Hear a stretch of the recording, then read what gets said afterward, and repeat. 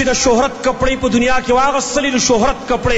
شهرت کپڑے وای دیتا چې عام خلک یې نه پیژني د داسې یو کپڑے استعمال کی د ټولو خلکو نظر هغه ته شي او په دې باندې ځان مشهورول غواړي که هغه بیا د میک اپ سره یو ځای کړی که نه یو ځای کړی خو داسې لباس داسې هیئت اختیار کی چې دی پې د خلکو نظر ځان ته راړی ځان مشهوروي په خلکو کې هلکان یې واورئ جینکۍ یې واورئ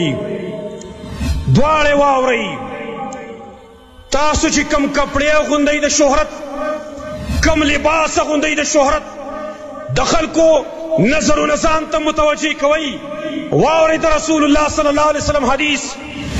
امام ابن ماجه باسناد حسن روایت نقل کړي نبی صلی الله علیه وسلم فرمایي من لبس ثوب شهرة في الدنيا البسه الله ثوب المظلة يوم القيامة ثم الهب فيه نارا چا چې د شهرت کپڑے په دنیا کې واغستلې د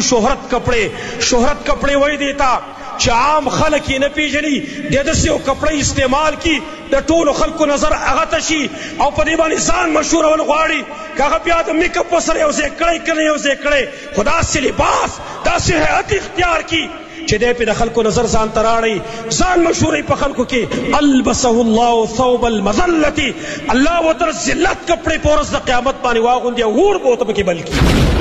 اوس هم خپله خوښه ده خپل هم خوښه ده چې څه کوئ هغه کوئ زمونږ خو صرف دغه خپله خوله هم ده چې دا مریم خرابه کړه دې دپاره چې دې خلکو ته څه خیر ورسیږي دا خلک څه هدایت طرف ته راشي نور اخوا زمونږ څه وس ته رسیږي موږ هم خپل الله ته شکایت پیش کوو چې یا الله زمونږ دغه وس دی زمونږ خو نور څه وس ته رسیږي څوک د لاس ته نیولی نه شو ډنډه را سره نشته دی طاقت را سره نشته حکومت را سره نشته صرف او صرف د خولې بیان دی نور زمونږ هیڅ نشته دی که څوک یې مني ودې مني که نه مني موږ خپل غاړه ازاده کړې ده دې نوجوانانو ته مې ویم دې جینکو ته مې ویم دې سپین ږیرو ته مې ویم ټولو ته مې ویم د الله نه حیا وکړئ انشاءالله معاشره ټوله ټیک ده